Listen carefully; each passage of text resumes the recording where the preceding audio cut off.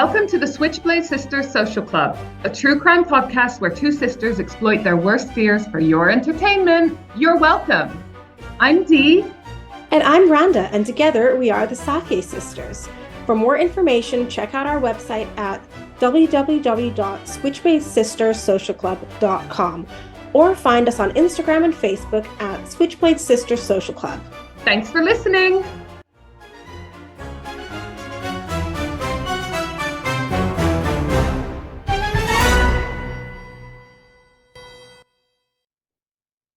Hi. Hi. We are the Switchblade Sisters Social Club, where two sisters exploit their worst fears for your entertainment. You're welcome. We've got a bonus episode today. I'm Dee, by the way. Oops. And that's my sister, Rhonda. Hi. Hi. You've got one of Chase stickers. I do, because I'm going to get in trouble if that's not there after school. Oh, and what does your sticker say? Today it says wow, which is appropriate for today because we are in awe of what's going to happen today, and I'm not quite sure how Dee managed to pull this one off. I manifested the fuck out of it and I made it happen. Like, if there's anything that proves that you should just go for what you want, because if you don't try, you never succeed. I mean, episode. When I read your charm offensive in the DMs, I was good. Comedy at its finest. It reminded me of the days when I put you on uniform dating, and I used to monitor your DMs just to make sure I could supervise your behavior. And I never met anyone from that site, FYI. We didn't find many doctors or pilots on there either, for that matter. But no, it was a cesspit. Your DMs with Colin. Wait, we haven't even said. Cut that out. No, but first of all, just to put it in context, if you didn't read the title of this podcast episode, bonus episode, because today we are interviewing my true crime girl crush, Colin Sutton. I don't know how this is happening today. Honestly, we couldn't have hoped for a better, high profile, more interesting, more lovable guest. You know, I am very happy with my career so far. I've done a lot of events, met a lot of high profile people, celebrities and so forth. And it's definitely fun, but there's only a handful of people. I think we've talked about this before. There's only a handful of people that I fangirl over. And it's normally not to do with their celebrity status. Well, it's definitely not to do with that. It's to do with their accomplishments, you know? I sound like a nerd, but anyways, I am. So there's a handful of people that I just respect so much that I turn into a bit of a blubbering mess around. So this might be one of those occasions. But in which case, pick up the slack. This guy is just so adorable. And for Dee's birthday, he even recorded a personalized video message for her. Yeah, because it was my 40th recently. And Paul, my partner, asked me, what do you want to do in the evening? And I already had like a gorgeous day plans, and I was in the middle of it. You know, I went to a spa with a friend in the morning, had lovely family time during the day. And so when my partner asked me, what do you want to do in the evening? I was like, I would love more than anything on my birthday to sit with a nice glass of wine and watch my murder shows with Colin Sutton.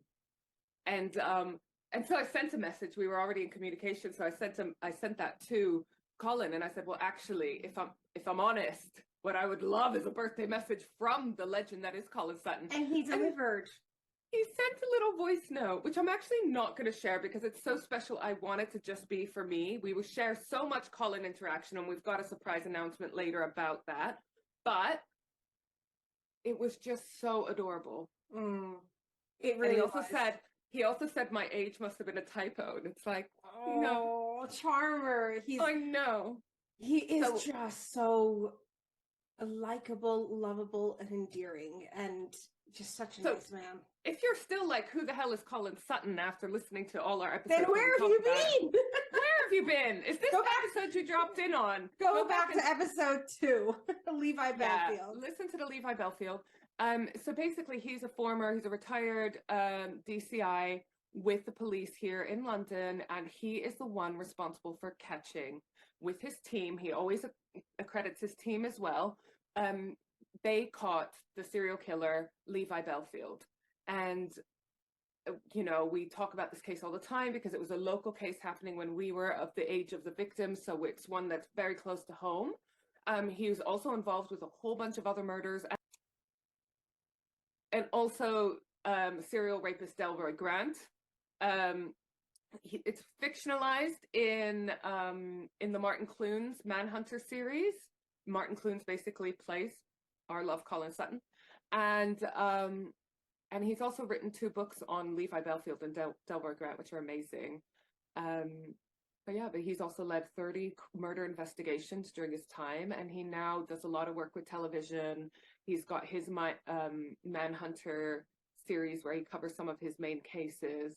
So we're very excited to have him join today. And here he is. Hi! Hello. How are you?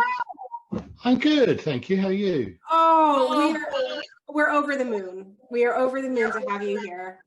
Oh, too silly. We don't quite know how we managed to get you here, but we are thrilled and privileged and honored to have you here. You just ask, that's all. Oh, thank you. Only the baby that cries gets the milk, right? Too many people don't ask. Oh, Colin, we're so honored to have you here. We talk about you in literally every episode. You're a factor of our daily lives. It's so embarrassing with that. I've listened to it, and I realise I do get a mention every now and then, so that's nice of you. It's an understatement. And you know what? We have to thank you because the review that you gave us, just blew our minds. And I think, I've said this before, but I think Deanna deserves an honorary PhD for her episode and her research and her investigative journalism on that Levi Bellfield episode, because it was first class. It really was. It really was. And I'm on a sort of long car journey and listening to it, and I'm thinking, but you don't get that. Oh, they did get that right. I bet they were. Oh, they did. Oh, yes, they did. Yes, they did. So yeah, it was very well done. So was there anything I got wrong? I don't mind. I don't think there was, actually. I think I'd have noticed it if there was. I don't think there was. Well, I maybe quoted you, so. so many of them that have been done have been a little bit sort of superficial, and it's, for me always the big thing is what I do with the TV and that sort of thing is to try to concentrate on the investigation, concentrate on the victims, and not to sort of big up and glorify the people who did it, because they don't really concern me. And you hit that mark as well. So, oh sorry, I've got to keep my hand off my table because I've got my posh microphone on. Colin, we call you Sir Colin in our conversations because we really firmly believe that you should be awarded an OBE for your services to this country. And Deanna's so good at making things happen. She managed to get you here. She managed to get Steve Gaskin on our show. And I think after this podcast, we can definitely get Dee to get the British monarchy on the phone and making an OBE happen. I'll see what I can do. He's busy. Yeah, I think so. Maybe not this week. I'll give him some time to recover from his little party, and then I will start a letter writing campaign. Make it happen. We'll get him on the line. We'll get Charles on the line. I want to start with something super fun. I've showed you both some things about this, but we want to launch some Colin Sutton fan club merch. Right. Because, well, we are fans in your fan club, and we have we have now got a bunch of our fans are now your fans because they all love you. If they hadn't heard of you before, they do now. And we wanted to launch a series of merch which will come out soon, hopefully at the time of this episode, and we wanted the proceeds to go to a charity that Colin chose. So Colin, will you mind telling us the charity that you chose? It was National Victim Support, wasn't it? Yeah. Do something that we all believe in, and that's supporting victims. So, I think National Victim Support is a good thing to send it to. So I'd be really happy if you do that, Dee. Fantastic. So all of the profits after costs for these, the Colin Sutton fan club merch will be going to this charity. But I showed you an earlier draft of the artwork. I'm going to share with you now. The final. I'm so excited about it. What do you think? Yeah, love it. Love it. Oh, it's a relief. So, Colin, it's Yeah. because our logo is very much creepy carnival Yes. vibes, and so we made you Colin the Ringmaster, hence your name on Zoom there. And you're getting one of our mugs whizzed over to you as soon as I can face the post office. So. Oh, thank you. That's very kind. So that you can think about us as much as we think about you. Okay. Well, we play. I've got this thing at the moment that I use. Look, so I do that. Oh, I see you there. We'll be there. We're there because Yeah. do you know we get so many messages about you, Colin. We really do. We had one message saying Deanna's partner must be very worried about Colin. Did we? I didn't see that. I have a very understanding fiance who's actually our podcast producer. So he hears Deanna, you know, and all her praise for you. Sometimes I forget that he listens very carefully to everything that we record. Hi, Paul. I love you. But we are so fond of you. We really are. And you know, I hope it's okay to say this, but you are so lovable and likable and endearing, and you know, you conduct yourself with such sensitivity and integrity. Yeah, and this is what we love so much about you. And I just want to say, I said the same thing to Steve, right? I don't know if you know our background, but my sister and I are Palestinian. Yeah. And so I'm sure you've come across this in your career as a police officer, but there's a lot of cultures that are very wary and terrified in some cases of figures of authority, police, military, etc. Because in our home country, the police and the army that we encounter are terrifying, and they're not acting with any kind of sense of morality or integrity. So the fact that we have managed to become so obsessed with the former police officer, it just says even more, because normally we're terrified of police officers. I understand that. I mean, you know, we're in strange times and frightening times in terms of policing and that kind of thing, and thinking about the morality of police. And, you know, there've always been weirdos. There've always been wrong-uns within the police, you know.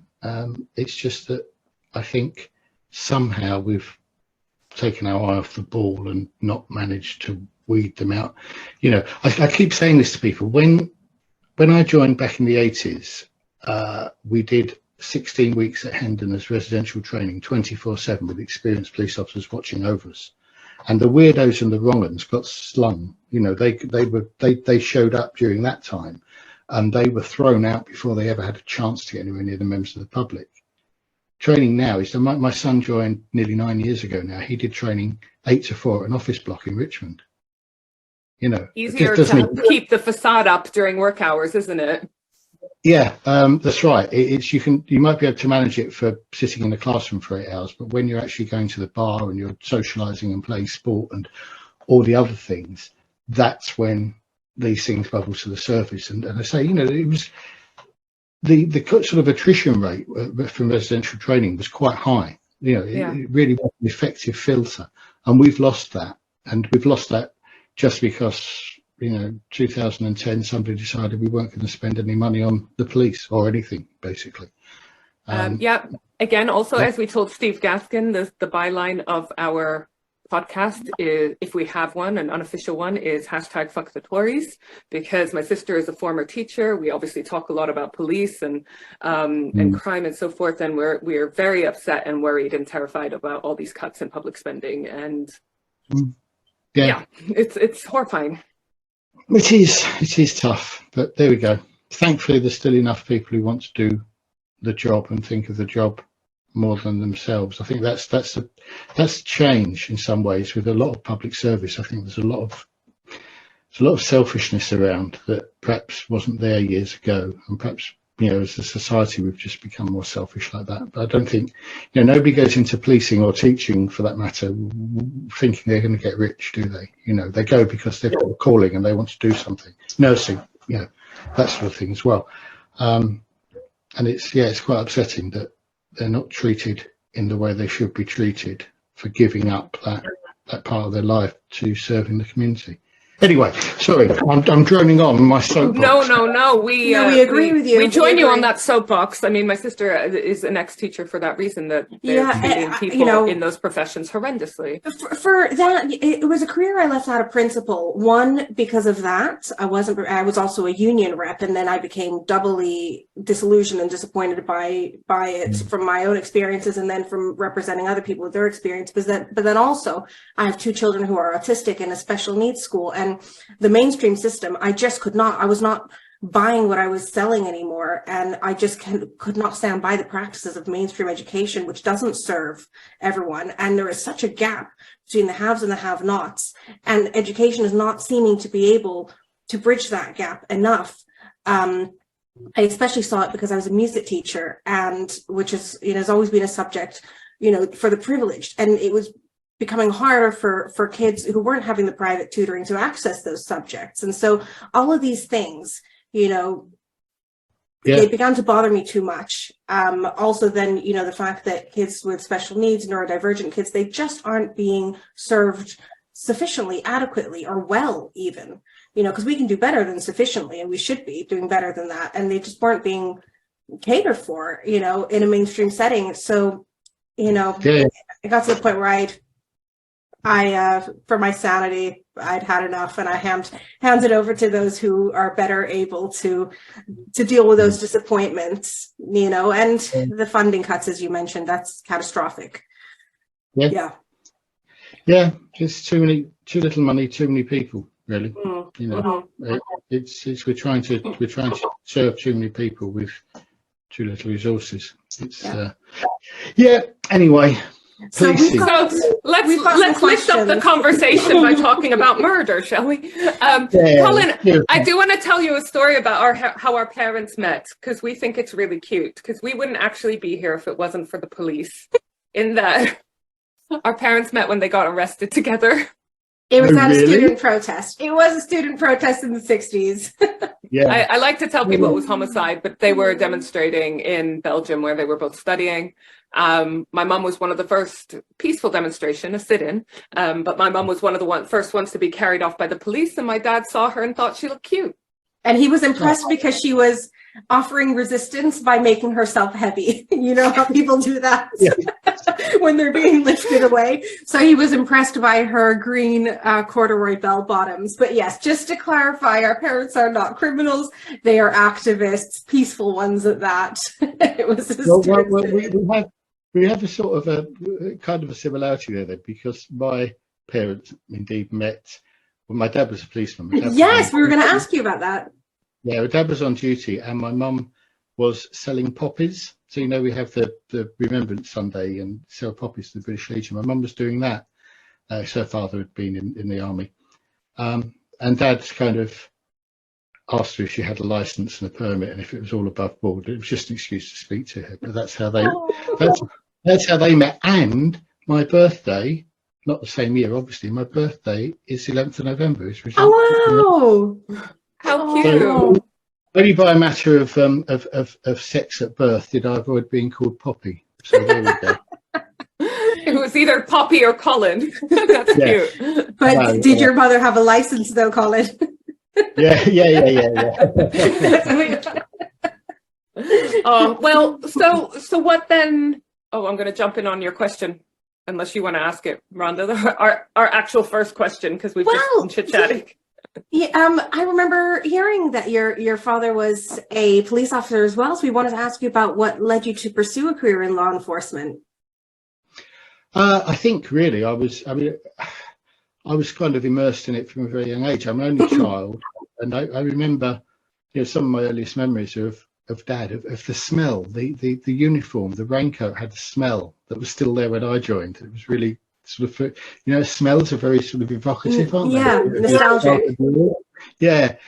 So Dad was a PC for all his service. He never got promoted. He was traffic cop for a lot of the time.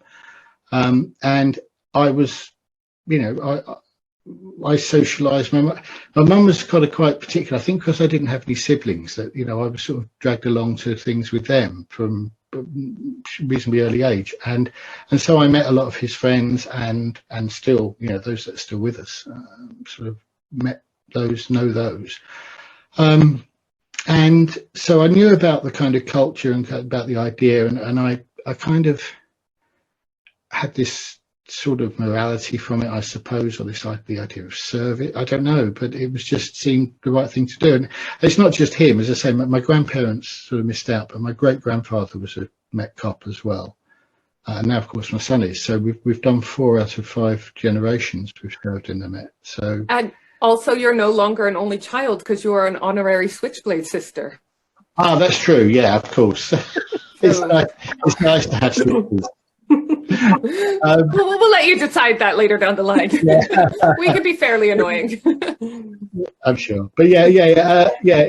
It was just that, and I was lucky enough. I went to a sort of decentish school and did well and academically, and I wanted to, when I went to university, there was, funnily enough, York, we were just talking about York. York University was the university I wanted to go to because it was the only one at the time that did a course in German with linguistics. And I did German to A-level, and I enjoyed it. And I enjoyed the idea of linguistics and sort of language and how language works and things like that. So I really wanted to do it. And Dad said something like, that's a really good idea. We can open a linguistics shop and you can corner the fucking market. Now go and do something sensible.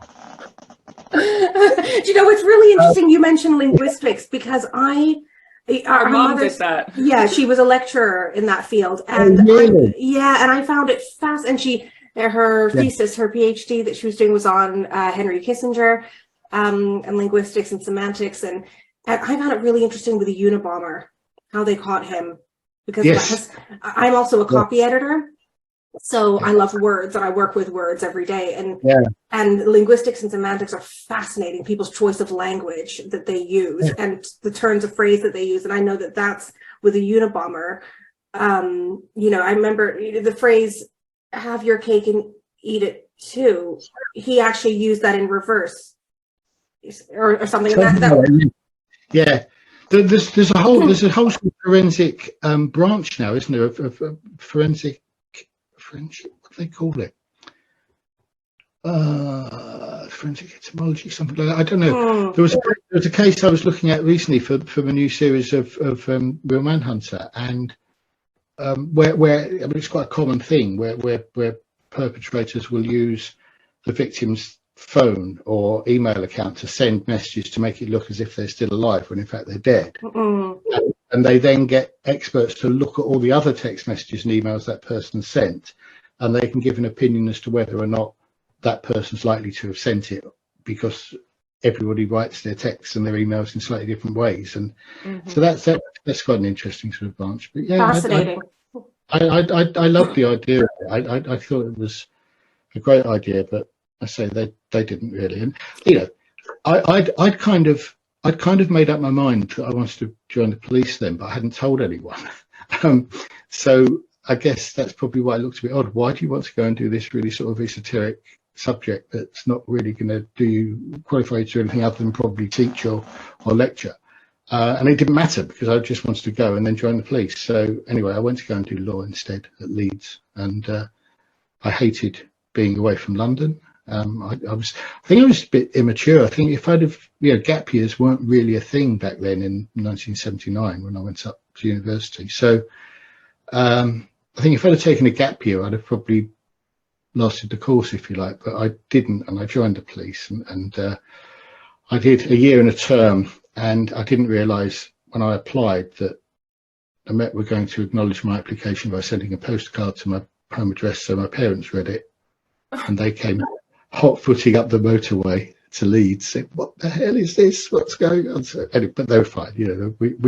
We discussed it, and they've been supportive of me ever since, never afterwards. And of course, I was lucky silly way my career went in the police, that I was sent back when I was 26 to university full-time to do my law degree. So I got my law degree in the end, but it was just... We're lucky. We're the lucky ones. We are. I was going to say, we are lucky that you made that pivot and detour into the police force. Mm-hmm. Well, Sorry, go on. No, go on. No, it's okay. I was just going to go on to the next question, because one of the things that following you and the Levi Bellfield case, one of the things that we're really interested in is this sort of the changes in the field. You talk a lot about DNA versus what you call sort of good old-fashioned coppering, looking at CCTV cameras and so forth. So we're just wondering, what are some of the biggest changes you might have seen in the field of law enforcement, and how do these impact the way investigations are conducted?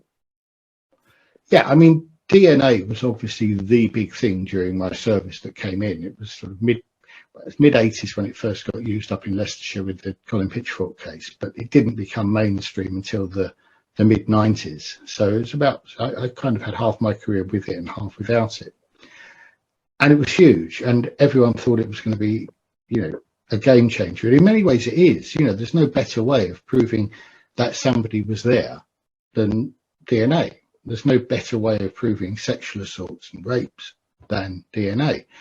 And when it became the low copy number technique in this, around about 2000, whereby basically, you know, I touch the screen and now my DNA is on the screen and it can be grown and developed, you know, that really was exciting. But it almost brought as many problems as it solved, because you know the kind of potential for getting cross-contamination and mixed profiles and other things became huge. But by and large, it was a great thing.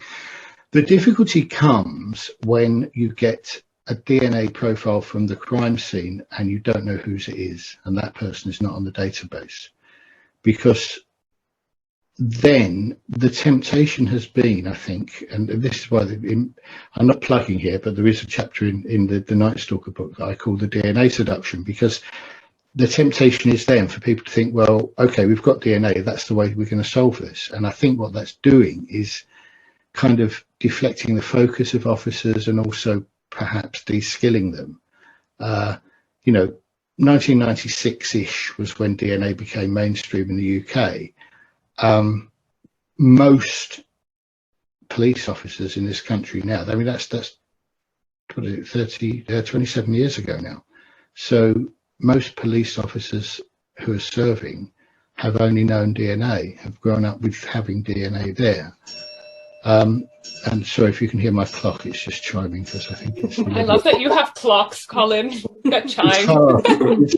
It's a proper old thing with weights, and I have to wind it and big gravity. I like it. Yeah, so the problem, I think, is this element of de-skilling and this element of an expectation of DNA to be present at every case. And that expectation is carried through to the CPS, it's carried through to jurors. And you know, in the Bellfield case, we had none of it. And Brian Orton, when he opened the case to the jury, said, members of the jury, there will be no DNA in this case, because they're brought up now on a diet of, I don't know, Dexter and CSI and Waking the Dead and Silent Witness and all these other things that are on TV and drama and films and fiction books and things, where, you know, DNA is an ever-present means of cracking a case, it seems, and it's not always that simple and always that straightforward. And so, yeah, I just worry that some of the you know, staggering, stunning pieces of detective work that my team did during the Bellfield investigation, have we actually got the capacity for that in the future going forward?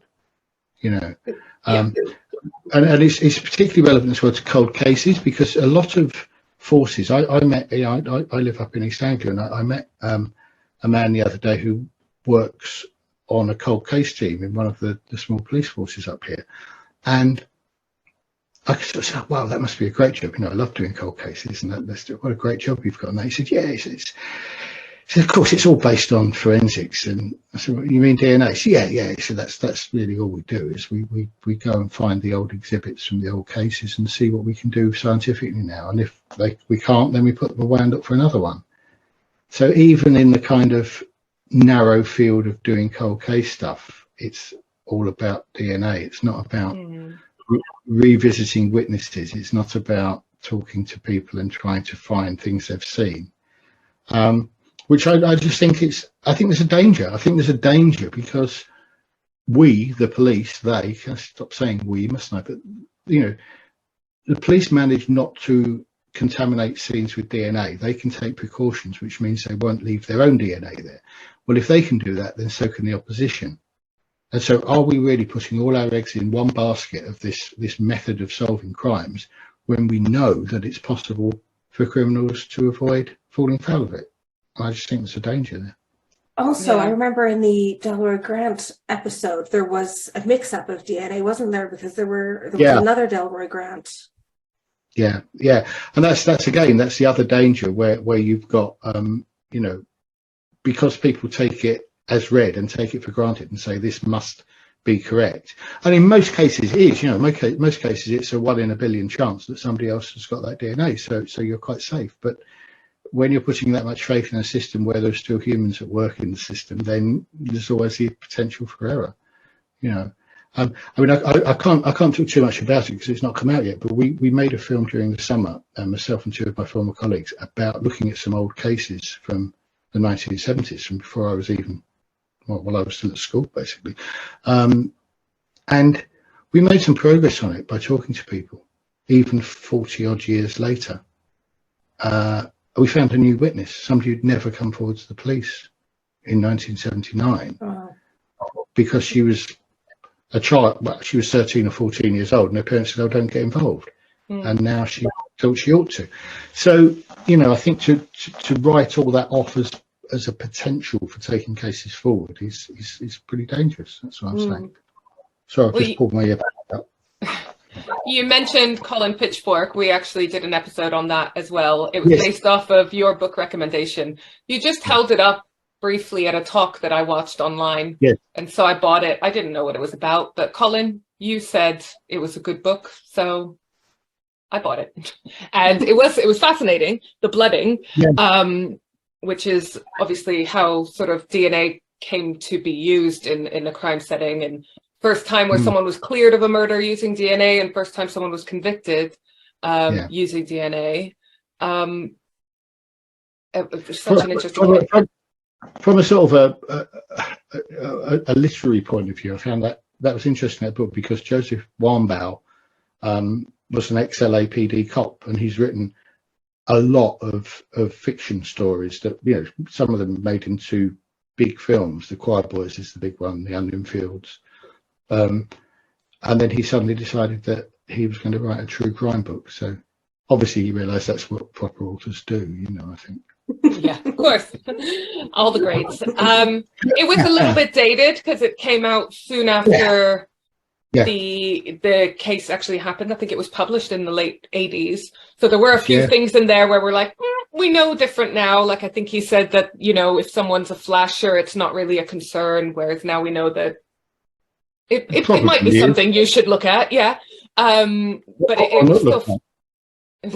yeah, look the other way, but investigate. It was super fascinating. But I was wondering, how much sort of non-DNA evidence do you need to go to court if you don't have DNA, like with the Levi Bellfield, in order to convince the jury, because they're so reliant on DNA, so expecting of it? How much other evidence would you need to collate? That's a good question. Get a conviction. It's not one where it's not one that particularly easy to answer, because it's kind of obviously depends on the case and the circumstances. But I think what I'd say is that you hear about the phrase circumstantial evidence, and it's kind of used in an almost kind of pejorative way, and it's not as good as real evidence, you know. But actually it is. It's just you need more of it, and you need to build layer upon layer with it, really. And I guess you need to get to a point where all these pieces of evidence that you're bringing forward are beyond coincidence, you know, and are convincing beyond coincidence. And that's really what we did with Bellfield. I mean, the strongest case that we had was the Amélie Delagrange case, because we had the CCTV with the van, we had the evidence that he was driving the van, we had the evidence that his mobile phone was in the area at that time, and that he had that mobile phone with him, and it kind of just went on and on and on.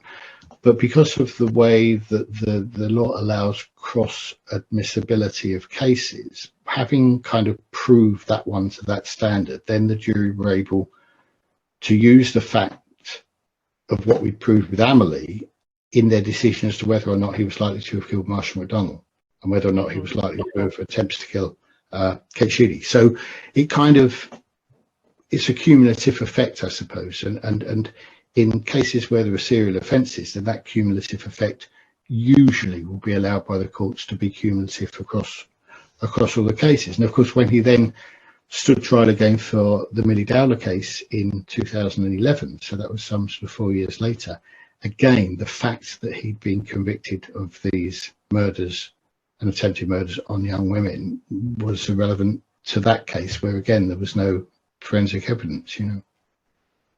Well, while we're talking about Levi, there's some stuff in the press at the moment, literally in the last week or two, about how he supposedly confessed to a student who was killed in Ealing in 1999, Elizabeth Chow, and then some follow-up pieces about the parents' feeling of the treatment of the case.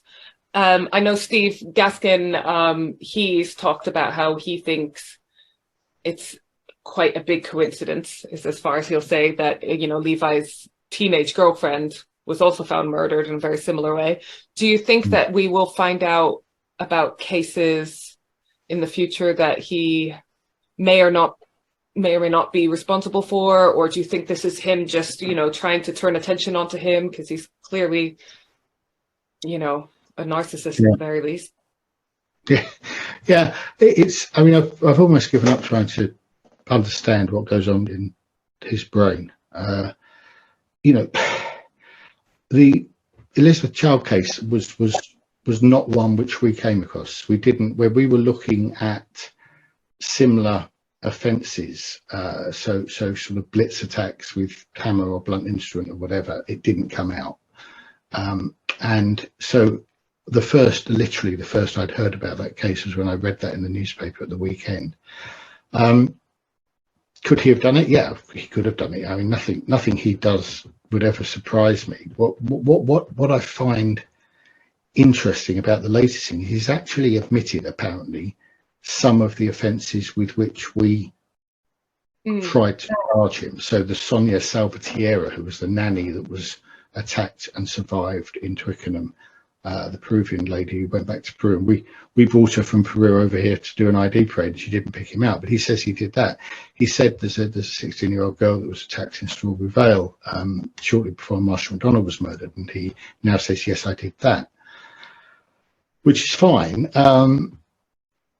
What I don't really understand with it is why he won't. I would have thought his starting point, if he wanted to be sort of repentant and show his remorse, I would have thought he'd have started with the offences for which he's been convicted, and he hasn't. He's not admitted yet still that he murdered Amelie, that he murdered Marcia, he tried to murder Kate, and he murdered Millie Dowler. And I would have thought that would have been the starting point before trying to admit all these other things. I saw, I mean, it's in the paper again yesterday, something saying in relation to the murders of Lynn and Megan Russell in Kent in 96 or whenever that was. You know, and a solicitor, different solicitor, new solicitor now saying, oh, yes, I've got a signed statement. Well, you know, there's something else that we've done and that will be coming to be broadcast soon is during the summer. We made a film where myself and Joe Brunt and Mark Leach, so two of my best detectives from my old team. We love the Leach brothers. Yeah, I know you do. The crime fighting team. Dave's been a bit. Dave was going to join us on that, but he had some sort of health problems. Unfortunately, he's over now, so he wasn't able to do that in the summer. But yeah, we looked at. We kind of had the statement that Bellfield made last year about the Russell murders, and we went through it line by line and tried to prove or disprove what was in it and what he claims. I won't spoil it, but you know, we came to a conclusion on that. And I don't actually know where that's going to be broadcast, because it's been made in quite a strange way, and that a production company have paid for it and we've made it, but they're now sort of trying to place it with broadcasters. So yeah, you tell us as soon as you know, because I we will need to do. set our VCRs to record. Yeah, I will do. I'm quite good at putting stuff like that out on my various socials. But yeah, so I you know, he likes to remain relevant. He likes to stir the pot, I think is the phrase I used. I think he's wicked in that he continues to try to cause as much upset and misery for the families of his victims as he can, even though he's behind bars forever. And all that does each time that he does that is it just makes me, you know, even more determined that we did the right thing and that he was, you know, the most horrible, evil person imaginable that we could take off the street and lock up, and makes me more pleased that we did, because he's just, He wouldn't have stopped, would he? He would have just carried on. I think so, yeah. I mean, I think, you know, it's something I say quite often, is that there's this sort of motif that runs through drama and fiction where you say, oh God, how long have we got till they commit another one? You know, well, we lived that for real. And when you've actually got that sitting on your shoulders and going to work every day, there's quite a, yeah, it's quite a pressure in that. Yeah, we knew, yeah, when we had him under surveillance, I was really nervous about that, and said so. And those above me kind of, no, you'll be all right. We'll take responsibility, Colin. Yeah, you know, thankfully it didn't happen, but I'd like to have seen that. But anyway, you know, it was a question of, we had a surveillance team on him because we thought he might lead us to the van and to some evidence that would help us. But I think I said at the time, you know, we could have another murder that's got 8 police officers witnessing it and a video recording, because he does it so quickly. How confident can we be that we can intercept him? Yeah, and stop him from doing it? And you know, this is a very sort of high risk strategy. The feeling was that, you know, if we had him under control like that with the surveillance team nearby, then he wouldn't be able to do it. But I thought it was a risk. I understood the risk. You know, the potential gains were pretty huge and substantial, and worth taking the risk for, I'm sure. But it was a worrying time, particularly, you know, when the surveillance team was sitting there watching him chatting up 2 14-year-olds at a bus stop. Ugh. Yeah. And actually, Colin, one of the questions we wanted to ask you was, when you're working on cases like this, is it possible to, or how do you manage to try to retain or maintain some sort of semblance of a normal existence outside of work? How many holidays have you had to cancel? Quite a few. Yeah, I mean, yeah, it's. I was always really good at compartmentalizing my life, I suppose. I'm not normally very good at saying that word, but I managed it there. Compartmentalizing, yeah, that's it. I've got it. Yeah, I mean, you know, I grew up in North London, in Enfield, which was, particularly in the 60s and 70s when I grew up, was a reasonably sort of nice suburb, and went to the only grammar school in the area, so did well at school, and everything had gone sort of, you know, good for me, and life was quite easy and quite nice. And then I went 6 miles down the road to Tottenham as a PC, and thought, what the hell have I done? Jesus, is life really like this? Just yeah, this is just a world that didn't exist 6 miles down the road.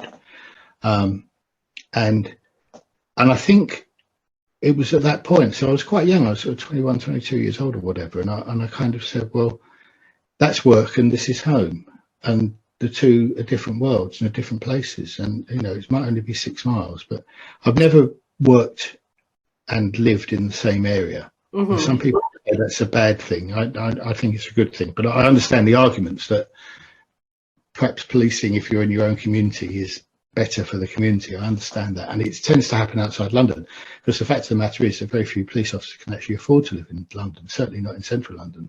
Or people in general. Yeah, or people in general, right, yeah. But yeah, so I kind of was quite good at that, at keeping it separate, and that carried on, because you you have to. I remember one particular night when I was still in uniform. I was a uniform inspector, and we did the night duty at Notting Hill Carnival.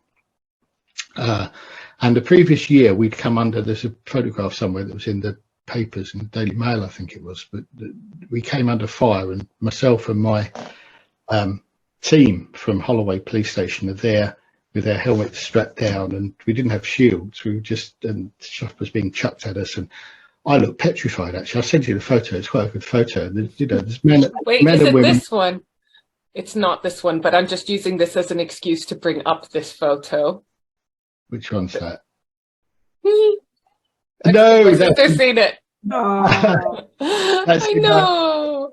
That's in my parents. That's in my parents' front room at my old house in Enfield. That is. That was the day I got promoted to inspector, because I was, I was the youngest inspector in the country, so it made the local newspapers or something. I'll find a picture and send it to you. It's quite good because it's got all my old team, my response team. I was response team inspector at Holloway, and we've done, anyway, we'd done that the year before, come under fire. It was a bit unpleasant. This year we'd done the night duty. It wasn't so bad. And when we finished on the Tuesday morning after Bank Holiday Monday, we went down to Smithfield, in just on the north edge of the city of London, where the meat market is, where they have one of these wonderful early houses, which is special licensed pubs for the people who work in the meat trade there to go in. And you can go into a pub at sort of 6 in the morning and there's a jukebox playing and people are throwing darts and playing pool. So I worked for St. John for a long time, and I still do contract work, and they're based around there. You've got the Museum of the Order of St. John, and I work for the branch that's the eye hospitals. But so I remember going to work and there's already drunk people in the streets, and it took me a while to realize, no, they haven't just had a long night, they've just fucked off a few hours ago, 4 a.m. and and many of them got bloodstained aprons as well, which is always a nice effect. As a vegetarian, having to step over rivers of cow blood and stuff to get to work was Anyway, so we went down there, we had a couple, just had a drink or two just to sort of wind down after the weekend we'd done there. And while we were there, it was a City of London police officer came in, and she told us that a Met PC had been shot dead in Stoke Newington, and it just kind of completely flattened the atmosphere, as you can imagine. It was a guy called Laurie Brown. I didn't know him, but somebody was mentally ill, and they decided they were going to shoot a policeman. So. And what year was this? Would have been 1990, I believe. That's just terrible. And they sort of put a hoax call up, and he turned up to answer the call, and they just shot him. It was deliberate act. But we got that news, and I went home feeling really, really, it was one of those times when I didn't leave it at work. I drove up that A10. I lived up in Hertfordshire then, and I drove home, and I was thinking about this all the time and thinking, I'd been immersed in this policing operation for the last 3 days with all my team and all these people and doing their best. And carnival's a tough thing to police, in many ways. And then somebody does that, and that was kind of the first time it really got to me. But fortunately, my first wife had horses, and I decided to go and put a feed into the horses and just stood there and talked to them for 10 minutes or half an hour. And is that part of your self-care routine, Colin? Yeah, it was brilliant. It was brilliant for it because they don't talk back to you. They just sort of chomp and nod at you, which is what I like in a woman. No. Well, we're okay with the eating, but the talking, we do a lot of it. It would be a shit podcast if neither of us talked. So. Yeah, that's true. We had a question for you from one of our listeners, and it's one that we actually asked Steve Gaskin, and I'm always particularly interested in the psychology behind these people. And the question was about whether you are always on high alert or aware of the nuances of, when you see traits that are untoward, that are unsavory, that are potentially worrying, are you always aware of those in people? Is it something you can switch off, or are you always hyper aware of those sort of traits and characteristics and nuances? Yeah, I think once you've got them switched on, they can't be switched off. I think once you know, you can't unknow them, So I think you're still like it. I'm terrible. I suppose, terrible for making kind of judgments in my head about things and people sometimes. Yeah. And what can you do with that if they haven't committed a crime, but you can see something that you know is worrying, and your instinct is telling you from experience that this person is potentially capable? What can you do with that information if they haven't actually committed a crime that you're aware of? No, well, nothing. I mean, these days, obviously nothing. These days, all I do is I just don't go on their podcast. But Yay, he doesn't get psychopath vibes from us. but yeah, I mean, it's a really sort of difficult area, isn't it? Because people will talk about stereotyping, they'll talk about profiling, you know, in that sense, and things like that.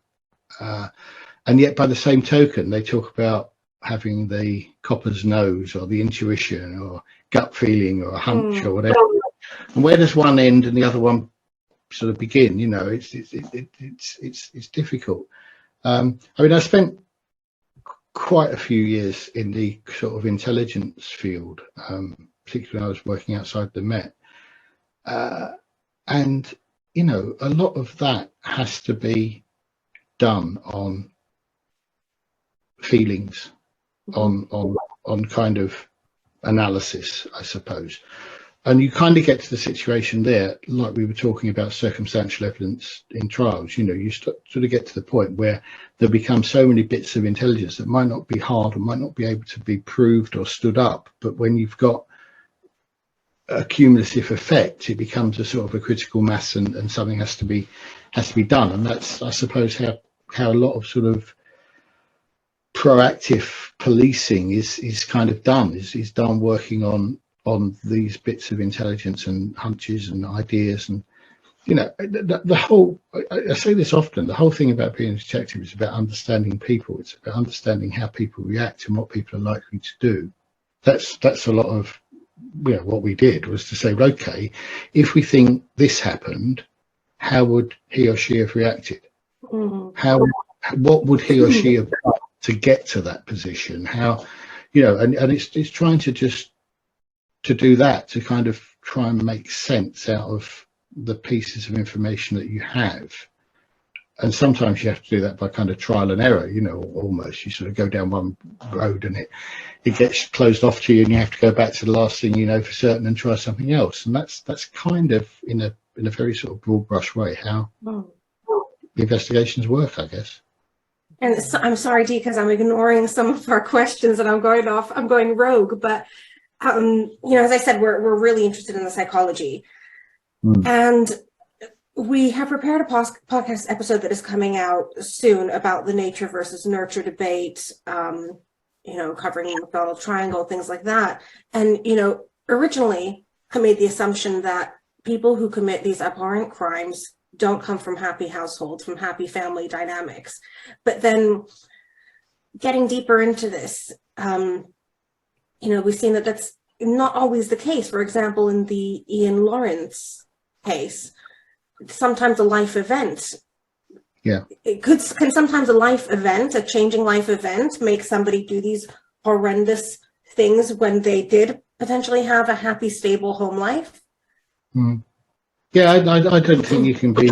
I don't think you can be prescriptive about it. I think it's, you know, we all come to sort of crossroads, don't we, or forks in the road in our lives at various times, and we make a choice. And some people make the right choice, and some people make the wrong choice, and some people make a series of wrong choices. And if you make 3 or 4 wrong choices at crossroads, then all of a sudden you're in a very different place, aren't you? I guess. So you don't think it always comes back to the childhood and the formative years? Was there, for example, with Ian Lawrence, you know, I know he was a pilot, he had a good career, things changed, but was there something going on there before, you know, he was laid off and his life took a different turn? Was there something there that was unnoticed, or were his actions really just inspired by life taking the wrong turn for him? Yeah, I think I think he had something which I think we see in a lot of killers, and that's a kind of a self-belief or arrogance or narcissism, if you to the extreme, whatever. I think he felt that he was cleverer than he probably was, and felt that he was able to do something and get away with it because he was that clever. And in the event, he actually wasn't. But if you look at the planning that went in, the dummy runs, the turning the airbag off, and all that sort of thing that he did, he thought he was working this out, crossing every T and dotting every I, and dealing with every eventuality, and he wasn't. And very, in truth, very few people do, and that's why they get caught. But many people believe that they have that, they're able to, they're the smartest person in the room, so to speak. Yeah, I remember what you said. He underestimated French engineering, didn't he, with the black box in his old Renault? Yeah, this old Peugeot. Yeah, Peugeot. Yeah. We should just say that this is one of the episodes in your series, so if people want to know more about this case, they can watch.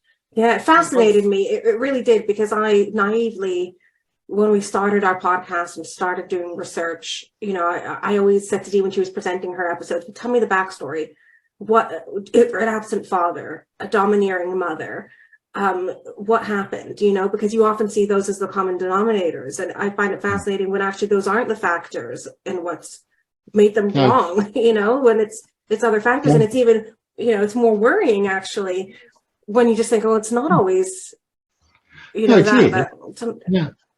I've got a healthy skepticism, which Steve Gaskin's very aware of, about kind of profiling in terms of psychology. I don't think it's nearly as useful as many people think it might be. I think it's interesting. I think it's very interesting, and I think looking at people like Levi Bellfield or Stephen Wright or Lance or anybody who's committed, notable murders, looking at them, looking at what might have gone on, yes, that informs us. That informs our knowledge of the human condition and how humans react and how the human brain works and all sorts of things. What I don't think it does is actually helps the SIOs who are trying to solve murders in future, because it was kind of in the playbook, if you like, of seek forensic profile of a psychological profile of who might commit this sort of crime, and it was almost like reading a horoscope in the papers. It was kind of, this probably doesn't form relationships, may live with his mother, may use pornography, may these sort of vague things that you kind of think, well, yeah, okay, that's, you can retrospectively apply them to almost anyone. Yeah, I mean, exactly that, and you just sort of think, well, there's nothing in there that doesn't actually reduce the pool of possible suspects that I've got for the crime I'm investigating, because it's too wide and too vague and can't be prescriptive. And they're not magicians, and they're not soothsayers. They haven't got crystal balls or whatever else. But I think the expectation, and perhaps the expectation of kind of true crime fans and lay people in terms of what those academic people can do in terms of predicting who you should be looking at, I think the expectation is far beyond the reality. So is it another thing like DNA where there's a sort of time and a place, but there shouldn't be an over-reliance on it? I don't think you can rely upon it. So I honestly don't know. And somebody who's watching this, if anyone ever listens to this, at some point, lots of people listen to it. We're a top 25 podcast. Let me finish my sentence. No, if anybody listens to this who knows, who has knowledge, they'll probably come forward and say, oh yeah, but in this case in America or Canada or Italy or somewhere, it helped. That's probably the case. There probably are cases. I just don't know of any in this country where the psychological profile, the forensic sort of psychologist work, has pointed an SIO directly to a perpetrator of a murder. That's the trouble, because it becomes a self-fulfilling prophecy.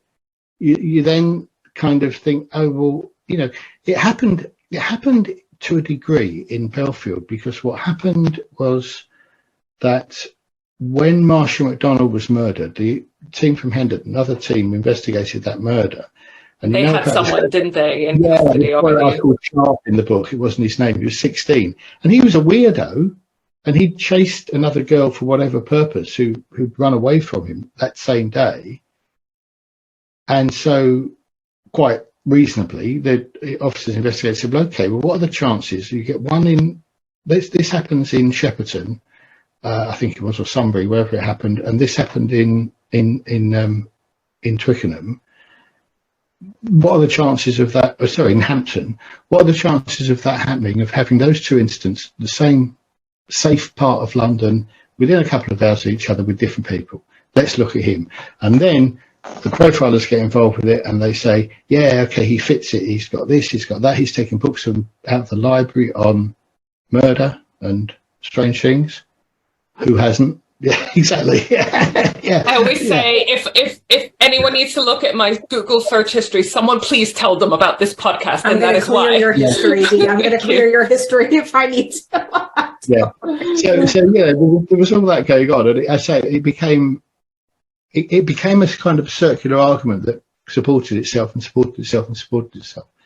So I think there's a danger with that. What I do like, and you don't hear of it very much now, but I do like the idea of geographical profiling. I like the idea. Okay, this is interesting because that could relate to.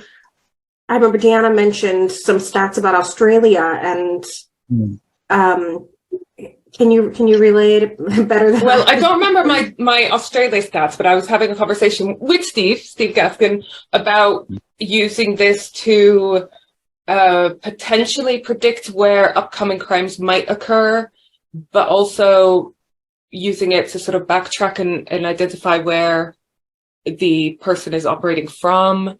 But yeah, fascinating, right? Yeah.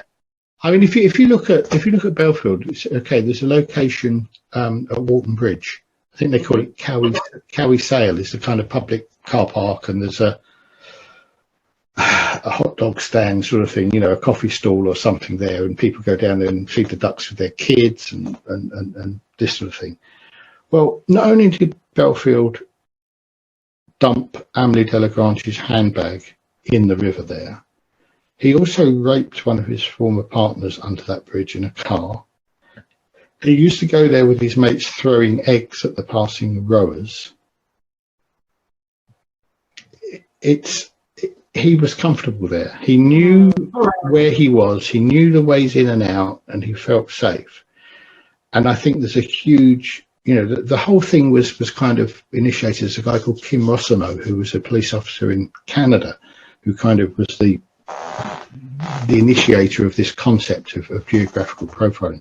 And it works. You know, if you looked at Delroy Grant was classic. Where he lived to where he was offending, it kind of all fitted. They told me at the time that Levi Bellfield, that if they loaded him onto their kind of database they were running for geographical profiling, it would skew it because he was so classic, and everywhere that he did something had some kind of connection to his past and these anchor points, as they call them, things like that, that it would kind of make all the others less correct, if you like, because it would skew. He's so textbook that yeah, exactly, that's the word I was looking for. Yeah. So I'm quite interested in that as a concept, and I think there's something in that. Like a lot of these things, it's actually quite common sense, because you think about it and think, well, you know, if you're worried that you're going to get caught and you want to know how you can escape and where you can be, would you rather be in a completely strange town or in your hometown? We don't even like to go places where we don't know where the bathroom is. Sounds reasonable, actually. Right? Do you know, or parking. So on the topic of Delroy Grant, one question I had, and I'm not a psychologist, I'm not a criminologist, I think that's obvious. But I have absolutely no qualifications that validate our opinions or anything. We just like to talk about it. But one thing that fascinated me with was his selective morality, if you can call it that. About how I remember in one of the cases, one of his victims managed to scare him away by telling him off. Is that right? Yeah, one of them sort of said, but certainly one of them said something about his mother. Yes, yeah, and I thought, and he said, "Oh, my mum was let down by the government," and that led led to a huge sort of wild goose chase line of inquiry of trying to find out people who may have died, black women who may have died in southeast London over a period, you know, just ridiculous, wide thing to look at. Delroy, I'm no psychologist either, as you know. I'm a policeman who did law, and that's it, and didn't do German linguistics. But I think he perfected the sort of Jekyll and Hyde character. I think he perfected the double life. And the reason I say that, and I didn't realise this until sometime later, after I'd retired and when I was writing the book really, was that, you know, the bit about the cricket conversation in the charge room. Okay, so it's 3 a.m. at Lewisham Police Station. He's there all in white. I've got this West Indian man in his 50s, and cricket was still big in the West Indies when he was growing up. Yes, I remember. Yeah, and I sort of say, "Oh, you batting or bowling?" because he's all dressed in white clothes that we've given him, and he picks on it straight away and says, "Oh, you into cricket?" And we have this rather bizarre conversation about the England squad for a tour of South Africa or something, you know, and it's and I couldn't understand that. I just kind of put that down to being bizarre. You'll never know what people throw at you, you know, you could never work out how people's minds work. But then when I thought about it later and thought, the difference in how friends and associates of Bellfield and of Grant reacted to the arrest was marked. Okay, so the people who knew Levi said, "Well, yeah, we always knew he was a bad one. He was a wrong one. It was just a matter of time before he came to grief." Whereas the people we spoke to about Delroy Grant would say, "No, not Delroy. You've got the wrong man. Can't be him. He's the life and soul of the party. He runs the barbecues we have street parties in the cul-de-sac. He does the DJing for it. He plays dominoes at the pub. He's the stalwart of the cricket team. He cares for his wife who's got progressive MS. He used to go knocking on doors with her with Jehovah's Witnesses because he loves her so much, etc., etc. You must have the wrong man." And of course we knew we didn't because of the DNA. And so you realise that he had this ability to be one thing to his family, to his friends, to those who knew him, and yet this, whoops, that was me hitting my microphone there as I'm using my hands. Okay, we gesticulate a lot. Yeah, and on the other hand, so on the one hand you had this loving, doting, caring husband, father, friend, sportsman, whatever, and then you look at the other hand, you've got this bloke who goes around breaking into old ladies and assaulting them and sometimes raping them and stealing their money. And they're two completely different things. And what I was getting in that cricket conversation, I was getting the Delroy Grant that his friends got. I was getting that I'm just Mr. Normal, I'm just Mr. Nice Guy, this is how it, you know. And he knew that somebody had got this, giant sized cotton bud and popped it through his mouth. He knew that was sending him to prison until he was a very old man. He knew that. And yet he was still able to flick the switch and be Mr. Chummy, talk about cricket as if we're sitting in the saloon bar of the pub. Which one's more terrifying, the sort of Jekyll and Hyde Delroy Grant, or the Levi's who I'm sure almost anyone meeting him would get a bad vibe off of him? You might not think, oh, he's a serial killer, but you wouldn't want to be alone with him, perhaps, if you're a female. Which one's more scary? Both different ways. Well, I think they're scary in different ways. I think personally scary to me, probably Delroy. I think Delroy was cunning and capable, and Levi was a bit of a coward. Levi was a bully. He just took on people he knew, not just his victims of his crimes, but the people he chose to work for him in his clamping business. They were all people. We did a whole section, as you know, about his friends and associates, and they're all questionable. Yeah, they're all people that he knew he could dominate, basically.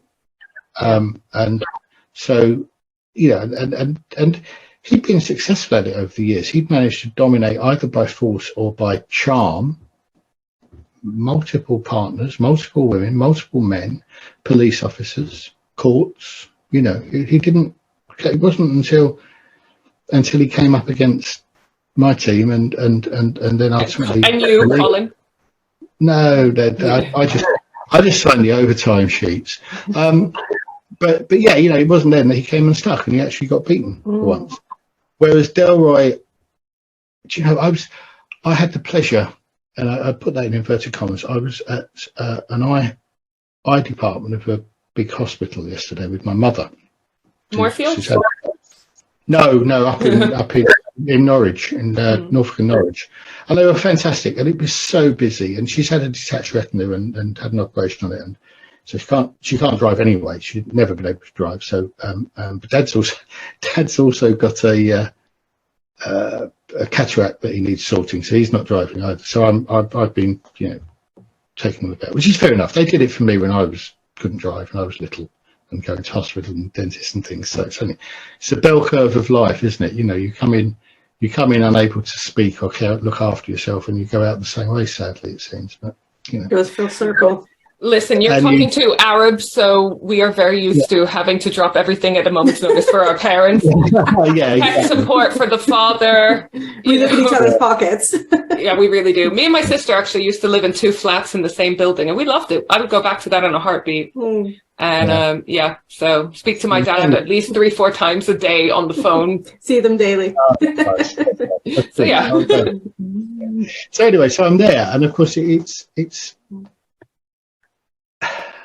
the demographic in the eye clinic at Norfolk and Norwich Hospital was such as to make me feel quite youthful, put it that way. And you'd look around at these, and then I look at my mum, she's in her 80s, and I look at her and I say, well, I think it's people like you, like these ladies here, that Delroy Grant was breaking into and sexually assaulting, sometimes raping. And not just that, but scaring them to death by waking them up beforehand, to be that old and to be sleeping on your own in your own house and to be awoken by this thing crouching over you, shining a torch in your face, pinning you down onto the bed. I don't make light, obviously, I don't make light of the effect of an indecent assault or a rape at all, but that ought to be enough. Just waking up to that ought to be enough to kill you. And so, having never actually killed somebody there and then, I'll never know, because just the people that he was victimizing, and so you kind of you try and weigh the two things up, and you say, well, on the one hand you've got Levi, and then you've got, I don't know who's worse. I know which one I'd rather fight, but that's not really what you asked, is it? But can we have that answer? Sorry? Could we have the answer to that question? Well, definitely Levi. Levi was a coward. Interesting. Levi would run off. They'd say that when he was a bouncer, he would whenever it really kicked off, he was nowhere to be seen. Yeah. So my friends like to joke that the best way of spotting a psychopath is to see if I am interested in them romantically, and that's normally a clear indicator that there's something wrong with them. So, yes, I know. Look, I'm self-aware. I get it. I have problems. I've been counseling once a week. It's fine. But we had a couple of questions from our followers and stuff, and I do as well. Like, what would be your checks or your recommendations for someone, for example, dating online, or just general safety tips? Really, what should we be looking out for? That's interesting, actually. I mean, I think the best advice always is to make sure that you've got an escape route. So I don't mean a physical escape route, but to, like the first time I went on a date with the lady who's now my wife, she, I now know her best friend had this sort of code that was going to be to call her up and say you've left the stove on or something, to get her out of it if she didn't need to be. I think that's still a good idea. I think it's absolutely crucial to make sure you tell people where you're going, what you're doing. I used to have my murder buddy, my other friend who was also online dating at the same time. And we used to, before meeting up with anyone, swap their details, any phone number or pictures that we had and where we met, just in case.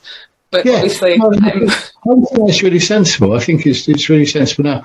And it's, I'm sure people of older generations than me would say, well, we didn't have all that, we don't know to go. Well, no, you didn't, but it's there now. So why not do it? Why not do the Google search? Why not do the Facebook search? Why not do the Instagram, whatever else, and have a look? And I think particularly with online dating of any sort, be it actually online, or be it Tinder or Grindr or whatever else you use, I think the temptation to you can, the whole thing about kind of social media and the internet is you can be whoever you want to be, and you need to be able to check that and to be able to look at the red flag, and don't ignore the red flags, I think, as well. I think sometimes it's easy to get carried away. You seem to be getting on really well with somebody, you have all the same things and same ideas and interests and views, and you want it to work, because you wouldn't be there if you didn't want it to work, would you? You want this to be the one, don't you? And so when this red flag pops up, you think, that's okay. So I can live with that. I can no, you're being silly. There's nothing wrong with that. He's okay. She's okay. Whatever. Just don't do it. And lastly, I think just don't, for God's sake, send any money. There's actually much more chance of you being robbed by a catfisher or whatever you call it, or, online dating or whatever the term is, than being physically harmed. I think. So I get it.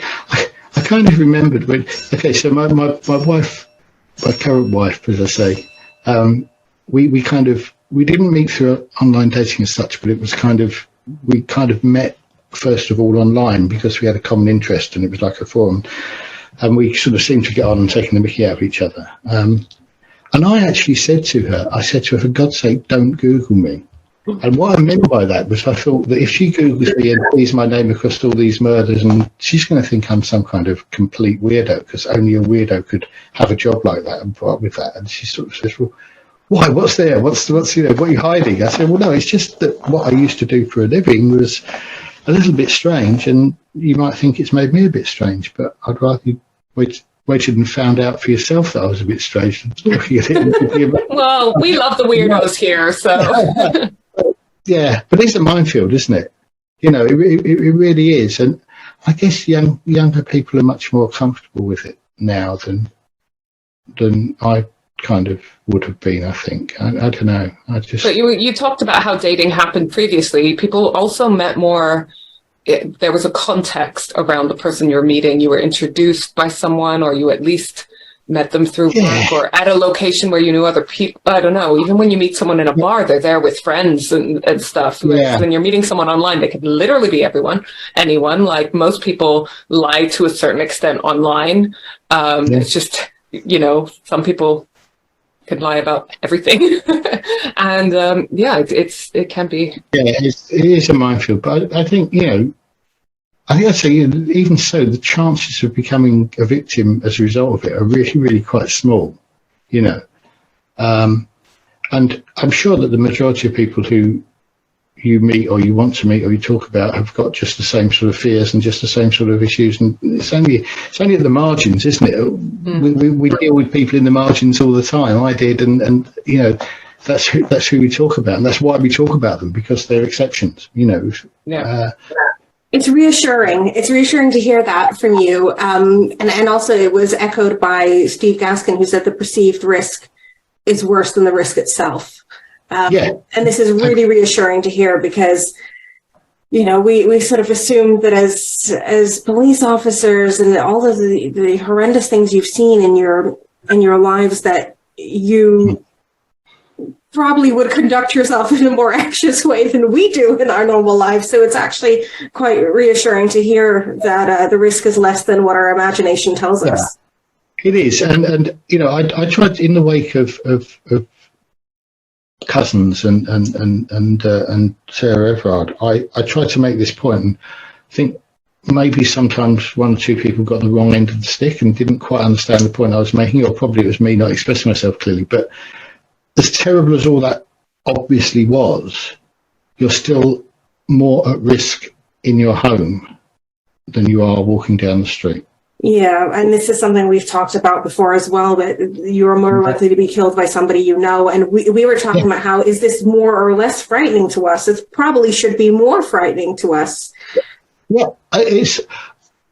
it may be. I don't really want anyone to be frightened by it, but what I think the point I was trying to make was that if we want to make the greatest inroads and to prevent violent harm coming to women and girls, it's actually still worth putting an awful lot of our efforts into stopping domestic violence. Yeah, because that's where you're more at risk. That's the point I'm trying to make. Actually, and that's not at all to play down the fact, of people having to walk home from the station or from the bus with their keys in their hand with the point sticking out. I was going to ask you this. It's one of my questions. Yeah. Yeah. Because we do that. We're ready to windmill at any time. You know what? I was going to ask you that because instinctively I do this, whether it's day or night. I'm never out at night. I've got kids who hold me hostage, so I'm never out at night. And I was never the type of person to walk alone at night anyways. We also have an anxious mother. So we call her the prophecy of doom. Yeah. So, we're not the type to sort of walk around at night. But the other day I was in my gym car park, which I use my gym as a co-working space rather than a gym. But anyways, I had my keys in my hand there. Now there are some unsavory men at that gym, but I was walking with my keys in my hand like a knuckle duster in the day because I do it instinctively and I've done it for about 20 years. So, a lot of this is paranoia, but do you think is this not a good idea? Because then somebody else told me somebody else can use that as a weapon against you. God forbid that ever happens. I wouldn't say that. I wouldn't say don't do it because of that. And I've done it. I've done it walking home from, I drive everywhere these days. I still drive, but everywhere. But occasionally, if we were going for a drink or something after work, I'd use the train. I walked home from the railway station to home. I'd had my keys in my hand in my pocket. I went along. I've done it walking from. I go to football, and I sometimes walk a long way back to the car when I go to football matches, and occasionally I'm on my own. And the same thing. We're going through areas that I don't particularly like in Tottenham. It's. I don't think anybody ought, in an ideal world, nobody ought to live like that, did they? But we don't live in an ideal world, and we know that there are people out to do harm to you. There are people looking out to do harm to men, women, children, boys, girls, animals, anything. So taking precautions is always sensible. But I come back to the point, I suppose. I spent quite a lot of time in various forms during my police service in trying to do something about domestic violence, and going back when I was a divisional detective, inspector, and DCI, having things like repeat victimisation schemes, and I think it was the first vulnerable persons unit in the country, certainly in London, that we formed at Chingford, where basically I got property detectives together with and got missing persons and domestic violence and elder abuse all under the same sort of umbrella, so that it could be investigated properly. I've spent a lot of time trying to address that, and still think that that's a problem, and it's a problem that is addressable, and is actually in some ways ought to be more addressable than random violence against women walking in the street. Yeah. Oh, well. Cheerful, aren't I? Yeah, no, we always have this problem at the end of our episodes where we're like, do we just and there's the murder, goodbye, or do we think of we're still on the lookout for a way of wrapping up our episodes where we don't leave everyone depressed. Yeah, we haven't found it yet. Depressed and disillusioned. Yeah. Sponsorship by a funeral home or something like that, maybe. Deanna, put that on your list of things to do. I'll research that ASAP. That's a genius idea. We've been talking about sponsorships. Genius. Yeah. Do you know, I work with charities and do a lot of fundraising, and one of the things that I'm specialized in is legacy fundraising, which, when you leave money in your will. Yes. And I still have yet. I've pitched this to every charity I've ever worked with, but no one's ever taken me up on the idea. But I thought, what a great name for a legacy program for a charity, the pay-as-you-go scheme. Right? Thank you. Thank you. Wordsmith, you are a wordsmith. I'd go for that. I'd say, yeah, let's do it. You know, Yeah. One day. We had a divisional. I won't say what the acronym was because it's a bit cheesy, but we had a divisional newsletter at somewhere where I worked, and I wanted to call it Oink, as in the noise that a pig makes, which I thought was ideal for a police newsletter. It's how you were communicating. Yeah, makes sense. People would remember it, wouldn't they? You know. Oh, we love We're stuff just like ahead that. of our time, Colin. People are ready for us. Our humor is just far too sophisticated. I think that's the problem. Or in my case, juvenile, I think is the word people often use. But there we go. We love it. Yeah. Well, you know, I'm going to tell a story about my dad. My dad was former ambassador of Palestine over here and some other places or whatever. And recently I took him to Squires, you know, in Twickenham, because he loves a good garden centre. And I found him outside in the plant bit, like giggling. I was like, and he's not a giggler. I was like, what's happening? And he was like, look at that plant name. And I guess it's Pinus, but. Oh, right. Okay. And I was like, you're 12. You're a 12-year-old boy in there. Well, so you know that I fangirl over you hard. And before, in the introduction, which we did before you joined us, I was saying that I don't fangirl over very many people. It's just, you know, when I have very much respect for them and when their accomplishments are so amazing, that's when the fangirl comes out. But we were just wondering, who do you fangirl over? Oh, that's Tony Hadley. Tony Hadley? Yeah. From the singer. Spandau Ballet, yeah. Yeah. Oh, wow. So do you like that kind of music? I just love their music. I love the way he sings. I love the way he is. I wish I looked like him. Colin, you are a hunk. We wouldn't have you any other way. But yeah, he's my sort of my man crush, if you like. Oh wow, God, wow. Oh, that's a good. He doesn't know this. I ought to tell him one day, I suppose, somehow. But do you know him? We'll tag him. We'll make a reel about this. We'll make a little video. Colin, get him on the socials. I wouldn't say the Spandau Ballet are my favourite band, but they're the band I've seen live more than any other. I think I've been to fun. Live. Yeah. Do you like Duran Duran? No, you see, I don't. I think it's like VHS or Betamax or Arsenal Tottenham or either one or the other. Yeah, like the Beatles and the Rolling Stones. Yeah. Yeah, exactly that. Yeah. Oh, interesting. Yeah. Oh, well, I like that answer. Yeah, I think so. So yeah, that's my fan. There was a footballer as well that I was a huge fan of, but he's dead now, unfortunately, when I was a kid. But yeah. So what would be your theme tune? What do you want your theme tune to be on socials when we post about you? Because we've been using, What a Man. What, sorry? What a man, what a man. Yeah, oh God, no, I wouldn't choose that myself, but I'm very, very, very The title of this podcast episode is The Real Manhunter, The Real Man. Oh, right, okay.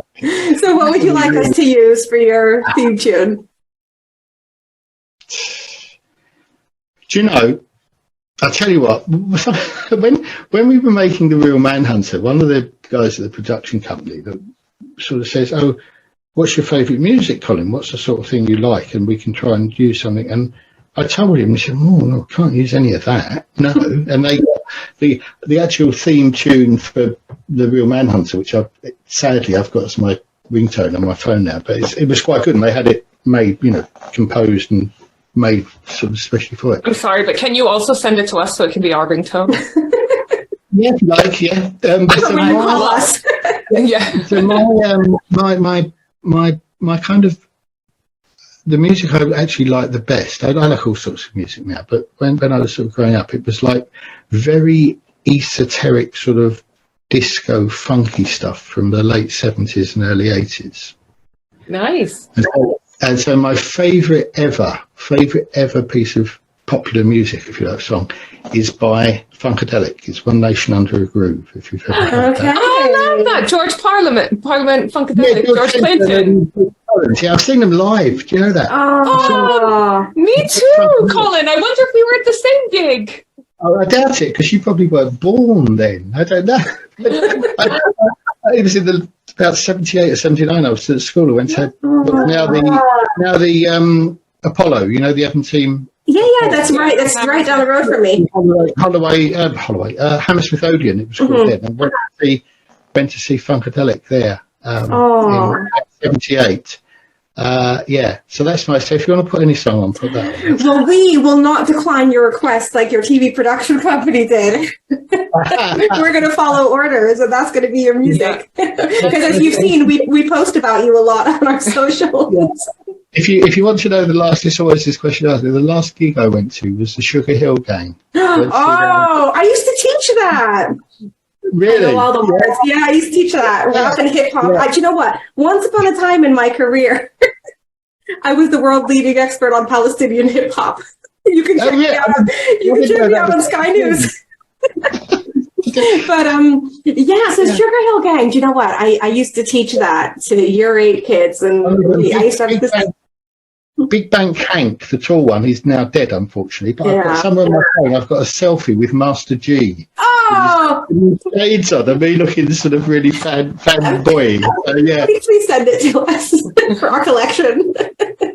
Yeah. Oh, I love that. Oh, bless you. So, Colin, what are you up to? Where can we find you? What can we look forward to? Of course, mostly, very shortly.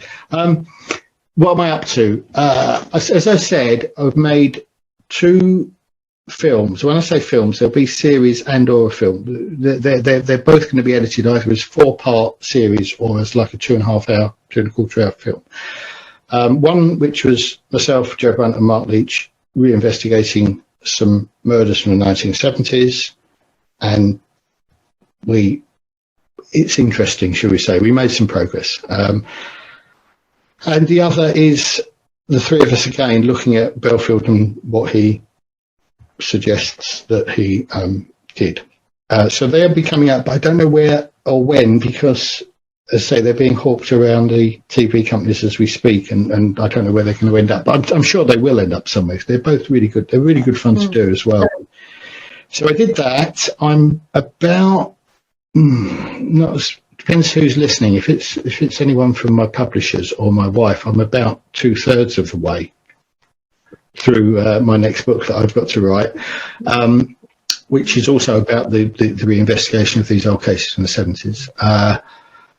And I'm doing that. I've got about another 5 days, I think, of filming for the Real Manhunter Series 3 to complete. So that should be out in the autumn, I think. So much good telly to come up then. Sky are quite good at that. As soon as we finish, they sort of start broadcasting it. So I think that'll be out relatively soon. Beyond that, there are 2 projects that we are literally waiting for the sort of green light from broadcasters or other production companies for. One is a really historical sort of series that I'm going to do with somebody else, with a historian. And I want to do a series called Tales of the Old Bailey that I'm hoping will get greenlit, which is basically looking back at famous cases for that famous old court and kind of looking at them in the same way as we do with the Real Manhunter. So always focusing on the investigation, what it's like to investigate these things, what it's like to be the loved one of somebody who's a victim, and not glorifying the criminal, the individual. Yeah. And I just literally started this morning doing a sort of sizzle while I have my microphone out. I'm also trying to do a podcast series with a lot of my old colleagues about our experiences in North London in the 1980s. Which that would be fascinating. Probably won't get much traction, but of course it will. And Colin, we are launching a podcast course, which we will gift to you, because we have brought my expertise, Deanna's expertise, created. Oh, really? And Oh, we're launching, fantastic. we're launching this, so we will gift that. Step by step, it'll be like we're holding your hand. But yeah, if there's anything that we can help advise on, you know, Yeah, call well, us. Yeah. And we'll have your ringtone when you call us. But yeah, Colin, we've got video tutorials in there for you. So we will send it over to you. You'll be the first person to have a copy of that when it's released, which is very soon. The rest of our listeners have to sign up to our waiting list, which is in our link tree. But yeah. Where can people follow you? I don't mean in person. Don't stalk Colin, as amazing as he is. I mean online Disney stalking. I've been stalked by worse people. I'm on Instagram at Colin Sutton, but the O's are zeros because I think I probably did the proper one, but cocked it up somehow and lost the account. But it's Colin with 2 zeros. So it's Twitter at Colin Sutton, Facebook Colin Sutton, writer and broadcaster or something is my sort of work one, and then selected people get friended on the ordinary Facebook as well, don't they? That's me yesterday. but actually, all you really see are pictures of golf courses and dogs on there anyway. Perfect. Rants about Tottenham Hotspur. Colin, I have to say, probably you're most active. From my Disney stalking of you, you're probably most active on Twitter. Yeah. And you posted something recently, and it just made me laugh so much. I hope you remember this. But you posted stuff that your local recycling tip or whatever was accepting for recycling. And it was a list of items and a bunch of people going, oh, what a good incentive, thinking Colin is really into his recycling. But they clearly not looked at the list, because on the list of things that were accepted were like kitchen appliances, clothes, blah, blah, blah. And it was an alphabetical list. So these were the D's, and it was things like drills, dishwashers, all these electrical things. And in the middle of it was dildo. And I thought, I can't imagine a world where anyone wants a recycled dildo. No, and I think strictly, actually, a dildo isn't electrical. I think strictly that's a vibrator, but I didn't want to show too much knowledge to these things. I kept quiet, But I think that's actually the case. But yeah. People, look at the post before you comment or share.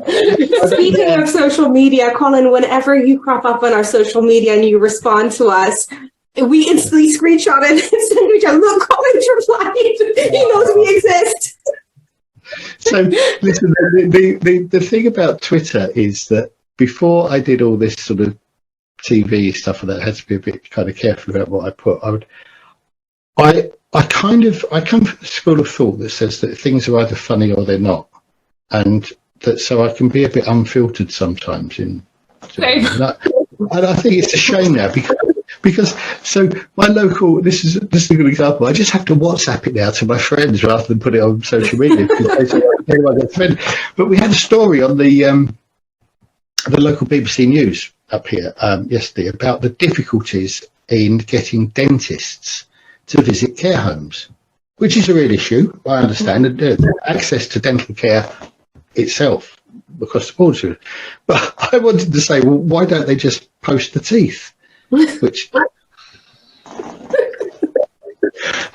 and it's funny, isn't it? It's not. It doesn't hurt anyone, does it? To say that. Colin, if you ever need an outlet for your inappropriate jokes, we are the one. Yeah. We're constantly getting ourselves in trouble because we find relief in humor, which I think you have to sometimes. But not everyone is like that, and and so for some people it might look bonkers. But we appreciate your humor and we love it. Oh, good. And we appreciate you. Thank you very much. Thank you very much. We've probably held you for longer hostage. Than but hopefully it's a Stockholm syndrome situation. But you forgot to mention that you're going to be at CrimeCon. Oh yeah, I'll be at CrimeCon doing something. Yeah, or a couple of things. I'm not quite sure what yet. Yeah, you're doing. I'll tell you what you're doing, Colin. She sent me your itinerary yesterday. Yeah, I have your itinerary right here. You're on a panel. Yeah. Oh, I'm doing something with this. Yeah. But you're also closing the event. Yeah. Yeah, and I imagine you're in the content creators area for some of it. But yeah.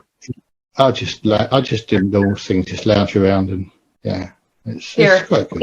I like 16, Colin, little heart, exhibit B. Yeah, so we'll see you there because we're going. And any one of our listeners, if you're around, then do come along and say hi to us. We love meeting our listeners. Are you having a sort of are you on Podcast Alley, or are you just going there? No, we're just going. We've never been before, so we wanted to just go and observe, like observer status, like in Palestine at the UN for the first time. And but we're really excited. I write for the Pod Bible sometimes, which is it's the only hard copy magazine about podcasts, which is interesting considering the growth. It's strange, isn't it? Yeah, podcast. So they're going to be there, so I'll be popping along and saying hi to them and a few other people that we know and work with and stuff. So and really excited about meeting you finally there, because Steve invited me kindly to the Norwich gig that you are having with him soon, but I can't make it. No, so I know I have friends coming to stay, and they're not true crime enthusiasts, so they're not ones I could bring along also. And I was like, can I cancel on them? I haven't seen them in 3 years. And I was like, no, you're being silly. Colin will wait for you, is what I told myself. Did you say you live in Twickenham? I'm in Twickenham, yeah. I'm I'm on Devon Avenue near Neller Gardens, Twickenham Green. Right. Do you know that's where my son works? Is it? At Twickenham Station? Yeah. Oh, if I ever see an adorable police officer going around, I know it's your offspring. he's a sergeant. He's a sergeant, so you'll see that.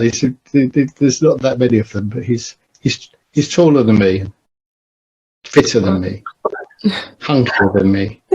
No, never, Colin. Edit this bit out. But this is gold. Yeah. This is the best bit. This is the pull-out quote. Well, if I ever get stopped in Twickenham, I'll be like, "Oh, are you Colin Sutton? Let me off." Sergeant Sutton. Oh yeah, of course. Well, thank you so much, Colin, for joining us. I'm sorry if I bullied you into it. Thank you. We absolutely loved it. I don't get bullied into anything. Good. You asked nicely, and I listened to what you did, and thought you were great the way you did that case. I thought, I'll support you, because I like podcasters, and I think podcasts are, they're my major form of entertainment when I'm driving on my long car journeys now, and so a good one is worth having, and a good one is worth taking part in. So. Oh, thank you so much. Because, honestly, I couldn't think of more validation for my work than you giving me positive feedback about the Levi Bellfield episode. That's like literally career highlight. Yeah. I can't imagine anything better, really. So thank you so much. I wouldn't say it if it wasn't true. It's what I felt. So well done. And you still owe me that half pint of whiskey. Oh, I know. I haven't forgotten. What do you think your mug is for? All right. Okay. Well, we will let you go, get back to your dogs and your day, but it's been such a pleasure. I'll drop you an email with some bits in a minute. Yeah. Okay. Yeah, thank you, Colin. We adore you. You are a national treasure. I wouldn't go that far. Yeah. Colin for Prime Minister. Bye. Bye. Bye. Hey there. Thanks for being a loyal listener. Do you need a new website or want to boost your social media performance? Or do you hate podcast editing?